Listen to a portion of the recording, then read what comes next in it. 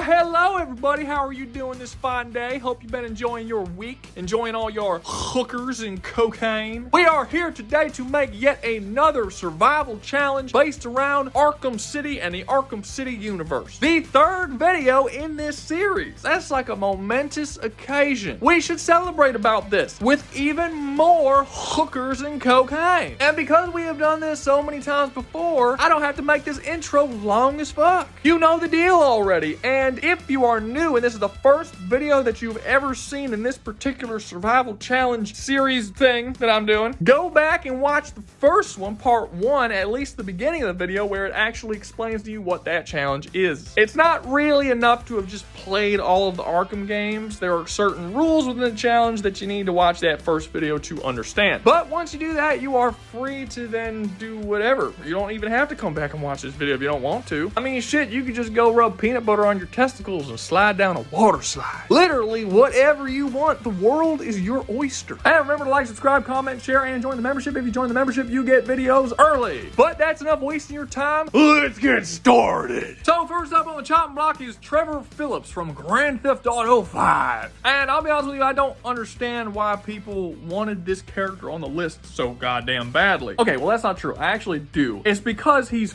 funny and entertaining and chaotic. That's the main reason. But in terms of his actual character and characterization, he's not really that interesting of a person to talk about. He's not like Nico Bellic or Tommy Vercetti, who have actually really interesting and deep characters that you can dive into. Trevor Phillips' whole thing is just chaos. He just does whatever he wants to do. He kills whoever he wants to do. If he wants to set up shop at some dude's house that isn't his, he does that. If he wants to create an entire meth business and then just blow it all up because he gets bored, he'll do that. He's just a chaotic force of nature. There's a little bit of character that they try to give to him about his whole loyalty thing, where he's actually super loyal to his close friends, even more so than his more stable friends are loyal to him. And don't get me wrong, that does give him a little bit of flavor, but I mean, it's like very bare bones. Grand Theft Auto 5 is not particularly well written when it comes specifically to their characters. They're all pretty fucking bare bones and basically just kind of slide into certain stereotypes. Trevor being arguably the most egregious example. So what can Trevor do? Well, he's skilled in firearms. He can make bombs. He knows how to rob banks. He knows how to cook meth. Basically, he has a lot of skills that can make him exceed relatively well in different forms of crime. He's pretty fucking varied in terms of crime skills, I guess. Is that a thing? Crime skills? That makes sense, right? Now, before everybody jumps the shark and starts arguing that Trevor Phillips is actually a god of death because of the rampage side missions where you just lose your shit and have to kill hundreds and hundreds of cops, let's just get this straight. The game shows very clearly that those things are not real. None of the rampage missions in Grand Theft Auto 5 are actual things that are happening. It always happens after he smokes a bunch of weed or some shit and he has some kind of visual trippy thing where he starts murdering a bunch of people, or he gets insanely enraged at some sort of traffic jam and then starts killing everybody there. But at the end of the rampage sections, it almost always goes back to Trevor and there's like no dead people, or he beat up like 3 people despite the fact that you just played a scenario where you killed like 500 people. It's not real. It's in Trevor's head. Those sections are you essentially entering the mind of Trevor for a few minutes, and that's how he visualizes the things that he does. He doesn't actually have that level of power or skill to just wipe out hundreds of people at a time. In the actual story of the game, he doesn't do anything close to this. He's definitely good in a fight and is a skilled marksman, and he's capable of getting into shootouts with several people at a time, maybe even a dozen or two. But the ridiculousness that is the rampage missions, where he literally just doesn't even need to hide into cover or nothing, he just runs around with guns and just blows up cop cars and murders hundreds of people and takes a ton of bullets, that's not real. You can't use that to actually scale his level of power or skill. It's not a thing. In terms of the actual story and oddly enough like GTA lore, he's just a very skilled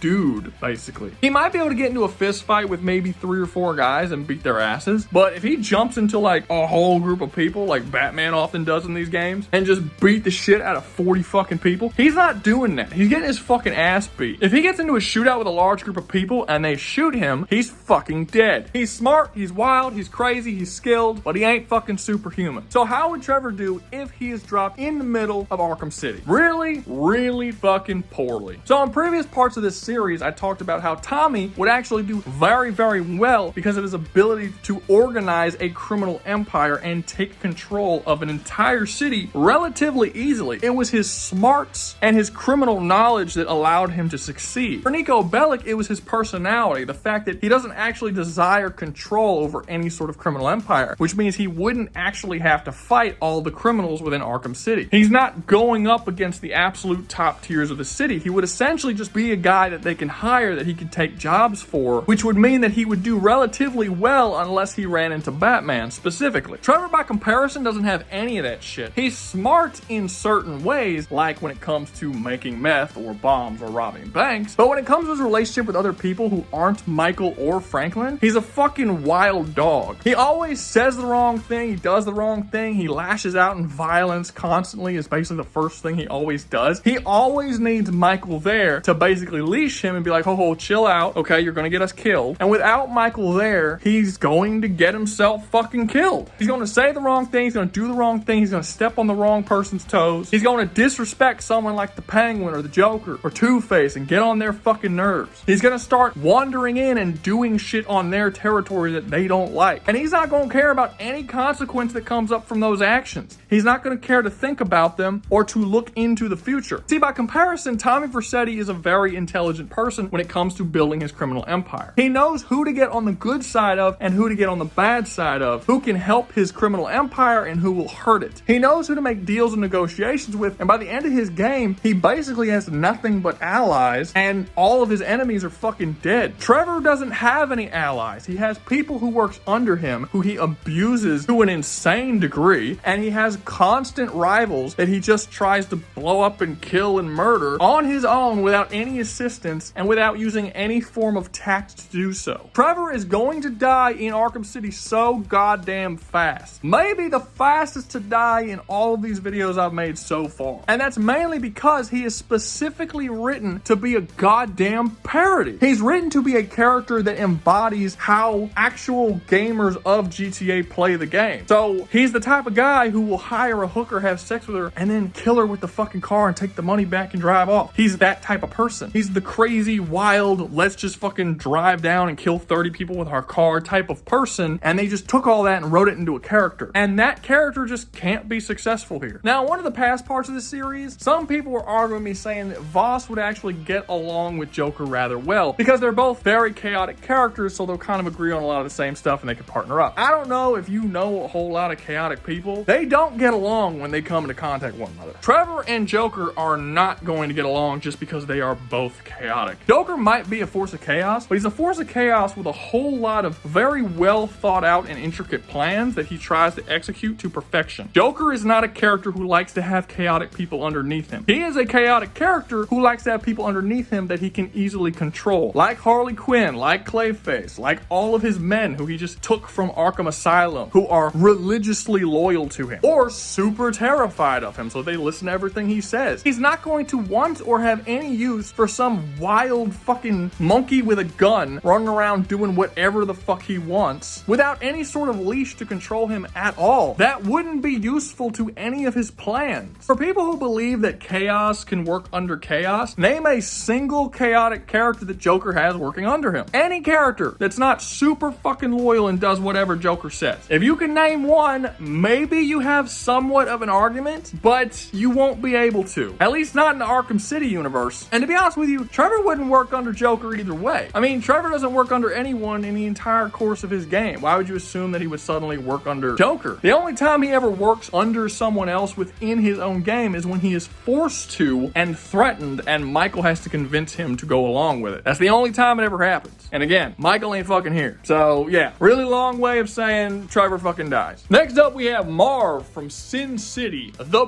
best Sin City character. Hands down, no competition. So how do I describe Marv? You know that kid who sits in the back of the class with a trench coat and you and everybody else just knows that that fucking creepy kid is gonna at some point come back to class and shoot up the whole fucking school, but for whatever reason they just don't, like they grow out of it or they just drop out of school before they have the chance to do it? Okay, take that person and then fuse them with like a chivalrous knight from medieval times and there you go, you got Marv. That's basically who Marv is. And honestly, it's kind of crazy how much of that does actually cover his backstory. Marv was a kid who lived in the projects and got really heavily heavily involved in crime. But for whatever reason, living in the dirty ass projects made his mother sick, so they had to move to a nicer neighborhood, and he was moved to like a nice school that was, you know, clean and not filled with crack. And then because he was a kid that came from the projects and was kind of weird, he didn't have any friends, and he went through all of school not having friends, and he was just kind of a loser, but he still had that sort of criminal mentality. Eventually, once he got out of school, he joined the military, and then he got fucking PTSD, and then he came back. So now he's like the creepy weird kid with the trench coat that also is suffering from PTSD, and then decides to become a bouncer at a nightclub where his job is just to beat the living shit out of everybody, because this is apparently the most perverted and handsy city in all of fiction, because literally every night there's like 30 dudes trying to finger some stripper when he's not supposed to, causing Marv to crack their fucking skulls wide open. And that's basically the character of Marv. Most people in the Sin City universe see Marv as being just a psycho or crazy or some like weirdo that just lashes out and murders people for no fucking reason. But Dwight has a much better explanation for him. He describes Marv as a guy who was born in the wrong time period. Like, if Marv was born at the time of knights and warriors and barbarians, he would be someone to aspire to be. A great warrior that brought glory and honor to his people and to his king. And it would have women swooning over him because of just his epic, intense, manly aura. But because he was born in the fucking modern age, he's basically made into some kind of freak loser that everybody absolutely despises and who looks like his face was attacked by a stapler. So what exactly can Marv do? A hell of a lot more than Trevor, I'll tell you that much. For one, even before Marv joined the military, he was just a fucking freak of nature. He's a massive, massive dude. He is physically very strong. He rips through doors. He crushes men's head with one hand. He once ripped fucking jail bars like out of a concrete wall and just chucked it aside and just leaped out of the prison. At the end of the story, he was sentenced to death and put in an electric chair, and after they shocked the shit out of him, he spit up blood and then called them all a bunch of fucking pussies that like that was a shitty shock. Like, he's an inhuman dude. He's just a physical beast. But then you take that physical beast and you have him join the military, where he kills a ton of people and learns how to fight and shoot and stab and just murder lots of people. And from all that fighting and murder and stabbing and all that, develop PTSD, and now he's a crazy fucking wild beast man with military level training that has absolutely no problem with killing people. So how would Marv do if you dropped him in the middle of Arkham City? He would actually do very, very well, and that's mainly because he's just kind of a chill dude. Marv is perfectly okay with just being a bouncer at his club and living his life normally. He's not the type of person that really wants a lot of power or money. He just wants to live his life. He just sort of exists and just does what he does. The only time he really becomes this murdering beast that he eventually becomes is if one of two things happen. One, a close friend of his has to ask him for help that requires murder. He'll say yes immediately. He's a very loyal friend. And two, someone has to fuck with a woman in some way that he doesn't like. Marv has a massive soft spot for women and is considered a very chivalrous person. If he sees you hurt a woman, bad talk a woman, abuse a woman in any way, you're gonna fucking die. Marv absolutely does not tolerate that shit. So what exactly is gonna happen if he's in Arkham City? I think he's just gonna like live his life for the most part. I mean, he'll get a job somewhere doing something menial that he doesn't have to put a whole lot of effort into, like being a bouncer, possibly at the Iceberg Lounge. He's not gonna have any issues working for a crime boss, and he'll just be a bouncer there and start beating on dudes if they get out of hand or start too much trouble. And perhaps there might be a situation where someone fucks with him that he has to deal with, or someone fucks with a woman. Maybe. There really aren't that many women in Arkham City to begin with. There are very, very few, in fact. You could probably count on one hand just how many there are. So that's not going to cause Marv to just go on a fucking killing spree. Now, in Arkham City, there actually are a lot of lines, like a scary amount of lines, where characters who work for the Penguin are talking about how they're going to rape Harley Quinn once they defeat the Joker, or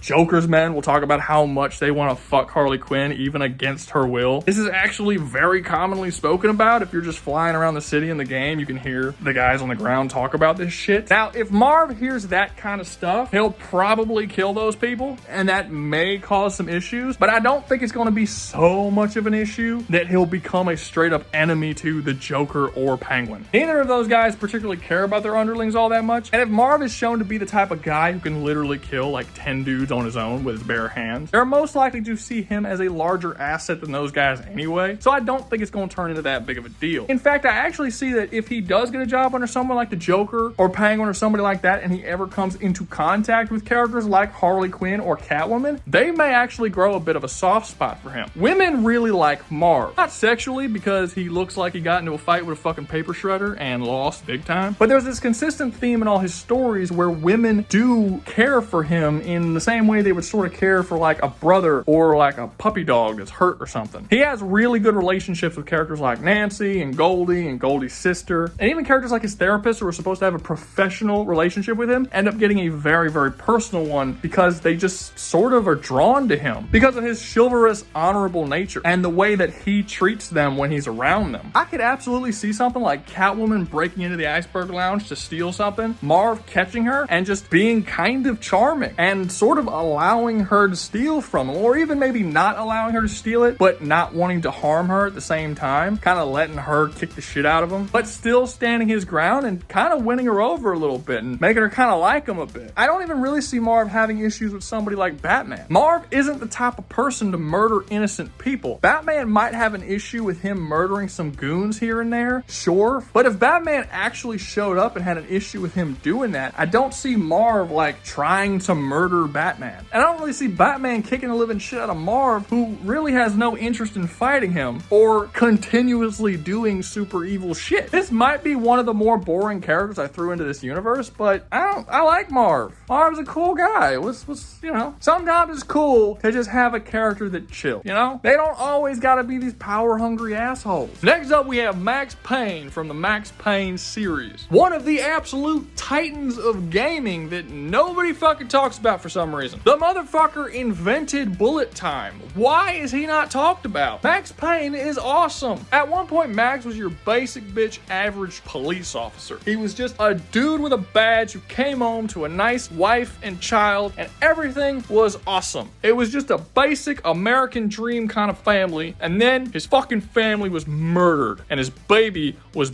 butchered in her crib. When Max came home to discover the butchered remains of his wife and newborn fucking baby, he lost his goddamn shit. His mind cracked and fractured. He basically developed PTSD from that point on, but like really fucking strong PTSD. Like the man straight up can't keep straight what's real and what's not, and has massive fucking hallucinations constantly. He grabbed a bunch of guns and went on a killing spree, murdering every single person he could until he found the man that did the thing that he didn't like, which was his family dead, you know? And then after that, he just kind of wallowed in depression and sadness for forever, for the rest of his life. Then occasionally he would be dragged into some other bullshit that some other criminal organization would drag him into, and he'd be forced to murder a bunch of people that he really doesn't want to. He just wants to be left alone, but they just don't fucking let him because of plot reasons. And then eventually, because he just can't get over the mental and emotional turmoil of what happened with his family, he started taking painkillers, and then he got addicted to painkillers. So now he's just like an old man with PTSD who's addicted to painkillers, who's like a god of murder. You know how when someone becomes so skilled with a sword that you call them a master swordsman or a sword master? Do we have a name for that with guns? Max Payne be considered like a master gunsman or a master gunner or some shit? Is that a thing? If it isn't, it needs to be, and Max Payne is that thing. He's one of the better characters in fiction when it comes to just how well you can murder people with guns. Like I said, he invented bullet time. Neo from the Matrix ripped off Max fucking Payne. And don't fucking tell me that John Woo movies invented it, because that shit's not bullet time. That's jumping through the air and firing 2 pistols in slow motion. Yes, Max Payne can also do that, but bullet time is a different thing. It is an evolution of the John Woo jumping through the air and shooting 2 pistols at the same time. So what exactly can Max Payne do? I just fucking told you. He can jump through the air and he can shoot 2 pistols and he can shoot guns and bullets travel traveling slow motion to him, and he moves out of the way, and he's hard to hit, and he kills hundreds upon hundreds upon hundreds of people, and they can't fucking kill him because he's just so fucking amazing. He doesn't really seem to have any physical abilities that are superior to normal other than the bullet time shit, where his perception of everything slows down. But physically, he's really just like a normal trained dude who's capable of killing people. Mostly, it's just his gun abilities. He's just super awesome with guns. If he doesn't have guns, he's pretty easy to gang up on and beat up or imprison or whatever it is you want to do with him. But if he's got a gun in his hand and that gun has bullets in it, you're gonna fucking die. And that's generally how he works. So how's he gonna do in Arkham City? Well, at first, he's not gonna do fucking anything. Max Payne is not the type of person to go out of his way to start problems. He just wants to sit in his fucking house and be sad about family death shit. That's all he wants to do. He would be perfectly happy, well, not happy, but he would be perfectly miserable just staying alone in the house with all the curtains drawn, just crying in the corner about dead, chopped up babies. Well, but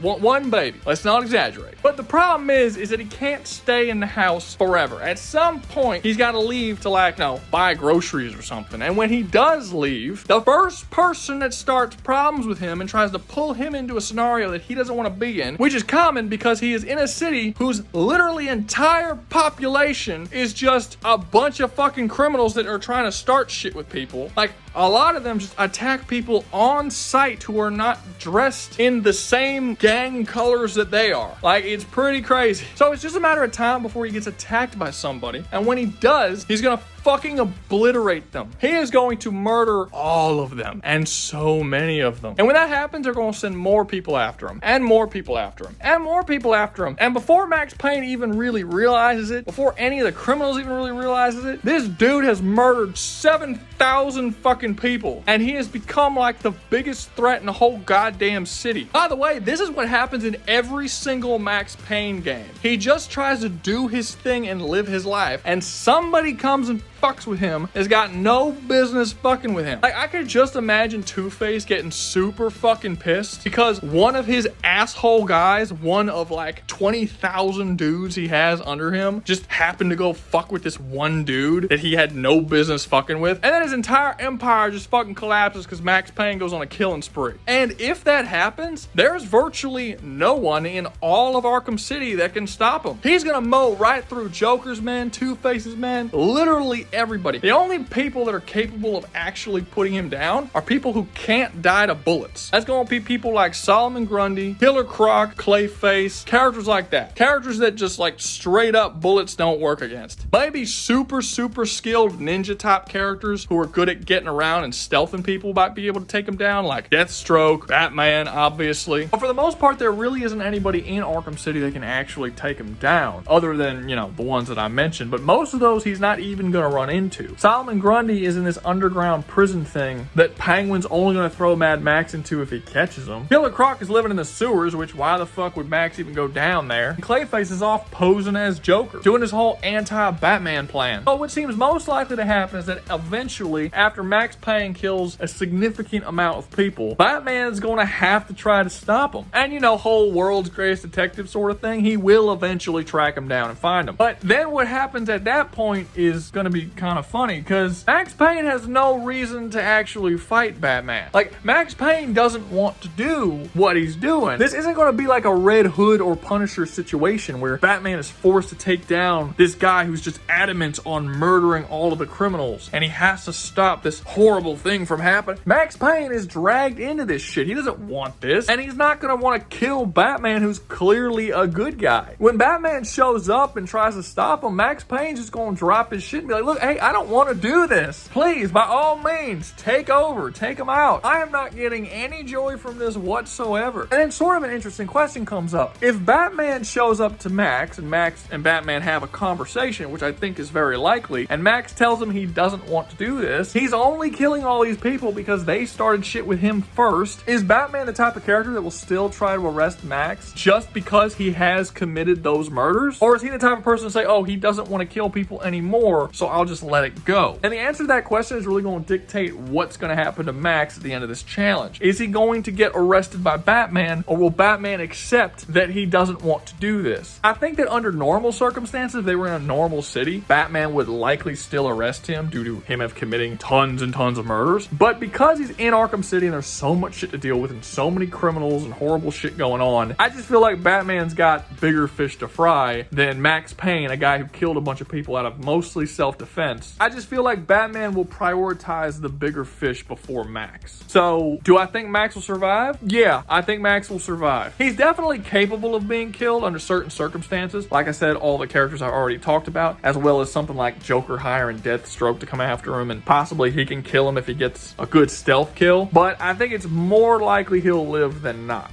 But yeah, let me know what you guys think about the whole Batman morality thing. Do you think Batman will just let him go? Or do you think Batman will be compelled to arrest a man who has committed this many murders, even if it was kinda sorta self-defense? Because at a certain point, it's not self-defense anymore. And I think you can argue that Max's murders aren't entirely self-defense. Maybe the first 5 were self-defense, but once you get into 200, 300, 400 people, that's not all self-defense. Now you're just actively slaughtering people. Last up, but certainly not least, we have Kano from the Mortal Kombat series, and there's a couple of things that I'm gonna have to cover before we even get started. 1, I'm not using just every single fucking timeline version of this character that's ever existed, because there are a lot. Like, I'm not using the Snowblind version, or the version that was at the end of the arcade mode of Mortal Kombat 11, where he basically takes over the whole planet and becomes a cyborg god thing. No, not using that. Not scaling him to any character that he's defeated that then did some crazy non-canon god-like shit. He's also not gonna scale to other characters in the story who are clearly shown to be faster and stronger than him. He's not going to scale, for instance, to Cabal's speed. I don't care if he can fight against Cabal. Cabal has these short bursts of speed where he can straight up block bullets with his sword, and pretty much nobody else can do that. At least not to the degree that he can. Cabal has the power of super speed. That's his thing. Nobody else has that power. Raiden also has some form of super speed, but it's not in his normal movements. It's when he like turns into lightning and travels and shit. But in his normal movements, he's not that fast. He doesn't scale to that big ass bitch that becomes the size of a fucking planet in one of her fucking super X-ray moves. He's not going to scale to that. All these characters are not equal, and their powers in gameplay are significantly different than their powers in the actual game itself. Like, for instance, you have characters that do crazy shit like grow to the size of a planet, but then in the actual game, you have Johnny Cage, Sonya Blade, and Cassie Cage, some of the strongest main characters of the series, running away from a tank. They can't do anything to a basic tank. And remember, Johnny Cage fought Shinnok, who was a goddamn elder god. These characters' powers just aren't that impressive in the actual story. They just don't do cool shit like that. Kano can be hurt and killed by guns. In fact, he is killed by a gun. He doesn't really have any massive form of super speed or super strength, and I don't care what he did in a comic book or a fucking animated movie or any of that shit. I'm taking the games and what he does in the story of the games. And in the games, he is a superhuman being with enhanced strength, enhanced speed, and a fucking laser eye. And he's really skilled with guns and knives and different weapons like that. But he's not like some fucking god level being that Mortal Kombat fans really like to scale the entire roster to for some reason. So how would Kano do in Arkham City? Honestly, I think he would fit in like a fucking glove. Not like an OJ glove, like a normal glove. He's kind of perfect. He's got like the weird supervillain type theme going on, with the whole being an Australian mercenary crime lord kind of thing, and the cyborg shit with the laser eye that gives him like a little bit of a superpower, but not so much that he completely overpowers the universe. And he's got an interesting enough character as well as knowledge and skill in the criminal empire that he would actually end up becoming a relatively equivalent threat to all of the other criminal empires like Joker's, Two-Faces, and stuff like that. One of the issues I have with putting someone like Tommy Vercetti in this world is he doesn't really fit the theme. Tommy Vercetti isn't like a theatrical type of character. He's just a dude who's a crime boss. Kano can also be a very successful crime boss, but he also thematically fits better into the world. Like, Kano could have been made as a Batman villain, and I would have bought him as a Batman villain. Tommy Vercetti as a Batman villain would be kind of underwhelming because he's just like a dude in a Hawaiian shirt who does crime, right? Like, Kano feels like a supervillain. And in terms of how good his supervillainy will be, it'll be pretty fucking good. He has this sort of chaotic way about him, much like Trevor, but unlike Trevor, he's capable of working with and even under other people. He doesn't give those people that he works under his full loyalty, but he doesn't really have to. He'll swap sides when he needs to in order to best help him achieve his goals. He's kind of like if you were to take one of the crime boss type characters like Joker or Penguin or Two-Face, but then throw in like a side of Deathstroke where he's just sort of a merc but also a crime. He